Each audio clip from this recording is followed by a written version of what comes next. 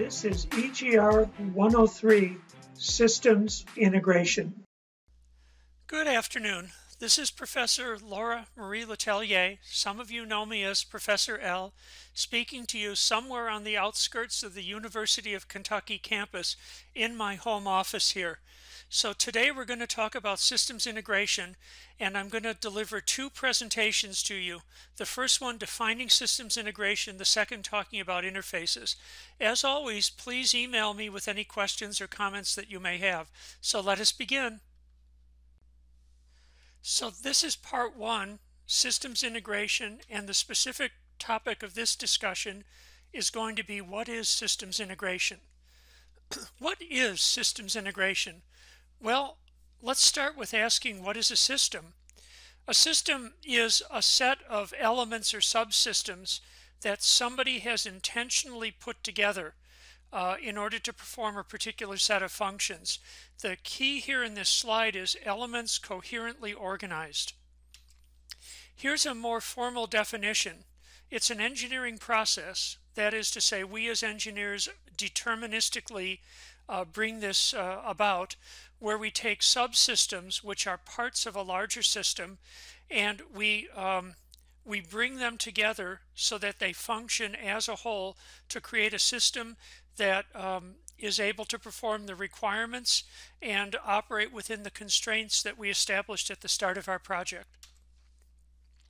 Here's an example of a system. This is the human body, and notice that we have various subsystems, stomach, intestines, etc. The liver, that's an important one.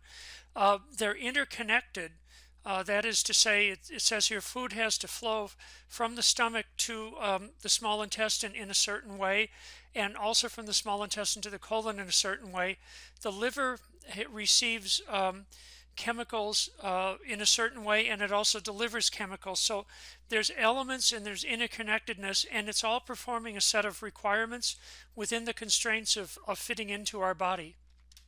Now, here's an example that's you might have seen in EGR 101. It's one of my favorite ones because in college my minor was propulsion systems.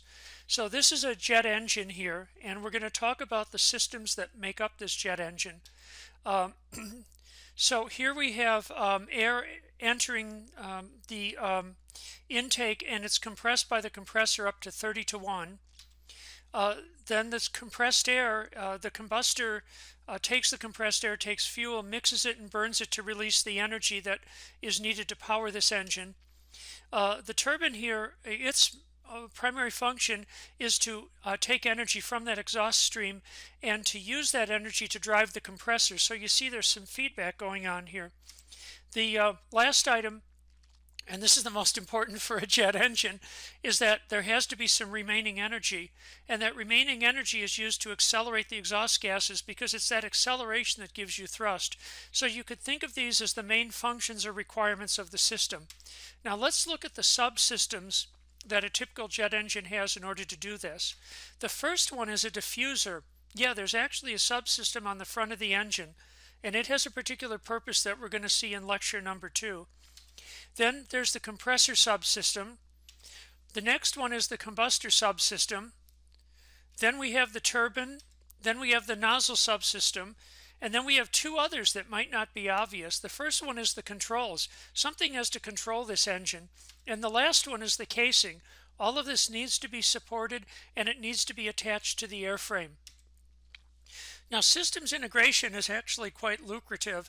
I can tell you that I've done systems architecture and systems engineering in my career, and it is amongst the highest salaries in the engineering organization.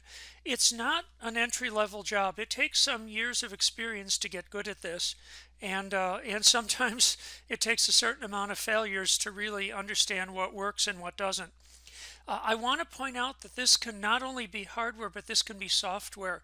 We have people called software architects and software integration that takes pieces of a system and puts them together to make the actual final product. So the same methodology works for computer science as well. That's it for this lecture. I'm going to then give the second lecture, which is about interfacing. So if you're into a little bit of trivia here, in my messy offices, notice that black box back there? That's my shortwave radio. So as part of the entertainment value for staying home here is I hooked up an external wire to it using an interface on the side of the radio, and it doubles the number of shortwave stations I can pick up. So I've been hearing what's happening in places like Slovakia and Slovakia and Armenia and also Lithuania. Okay, that's about it, and look for the next video, and we will see you soon.